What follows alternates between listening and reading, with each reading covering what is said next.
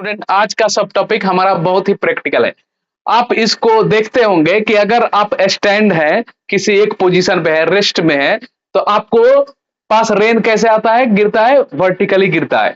अब वैसे ही आप चलते हैं तो रेन कैसे आता है? आपके फेस की तरफ आता है, ऐसे गिरता है रेन, कुछ एंगल बना के। समझे ना? आप रेस्ट में है तब वर्टिकल फॉल हो रहा है, और आप मूविंग में है तो उसमें आपका लगेगा कि कुछ एंगल बना के, तो स्पीड भी चेंज हो जाएगा। जब आपका स्पीड में आप पर्सन कुछ स्पीड में रहेगा, रेन का कुछ स्पीड है, तो V R M equal to मतलब नेट स्पीड क्या हो जाएगा? चेंज हो जाएगा।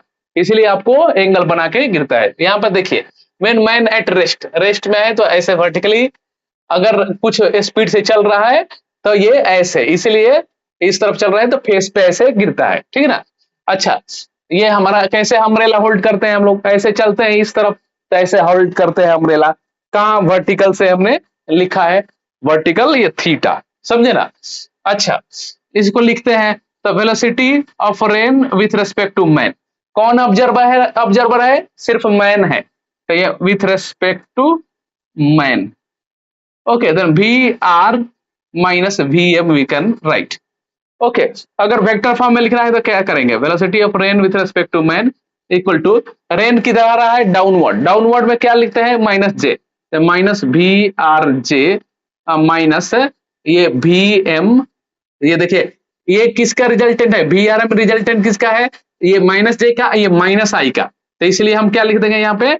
माइनस वी एम और आई। समझे? ये वेक्टर फॉर्म है। अच्छा, मैग्नीट्यूड फॉर्म में इसी को कैसे लिख सकते हैं? तो ऐसे लिख सकते हैं, root under V R square plus V M square.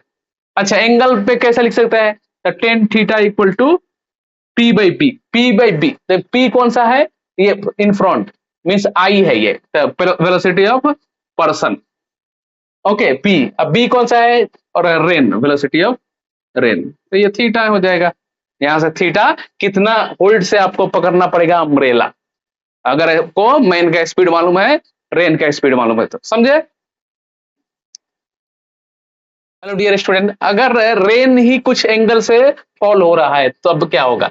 If rain is already falling at an angle theta with a vertical V R and observer moving horizontally. Observer move कर रहा है हॉरिजॉन्टल ही, बट रेन क्या हो रहा है? अब कुछ angle बना के फॉल हो रहा है, तो क्या करेंगे हम? V R M equal to V R minus B M. V R M equal to this, ये इसको कंपोनेंट में लिखिए, आई के कंपोनेंट में, तो V R sine theta minus B M. Okay, IC को कंपोनेंट वर्टिकल में लिखिए, तो जे में आ रहा है तो माइनस जे हो जाएगा, we R cos theta J.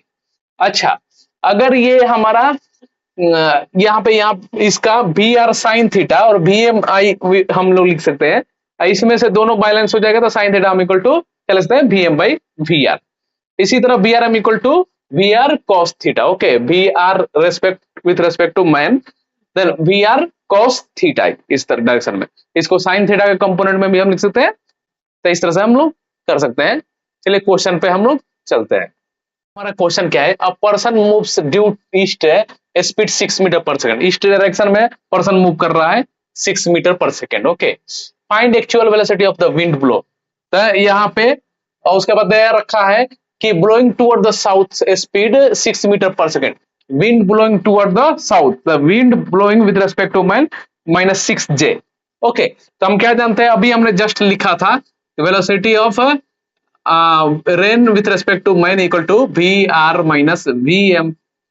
Okay, तो वी आर इक्वल टू आप क्या लिख सकते हैं? वी आर इक्वल टू आपसे पूछे तो V R M plus V M आप लिख सकते हैं ना, तो यहाँ पे ये रिलेटिव प्लस रेफरेंस।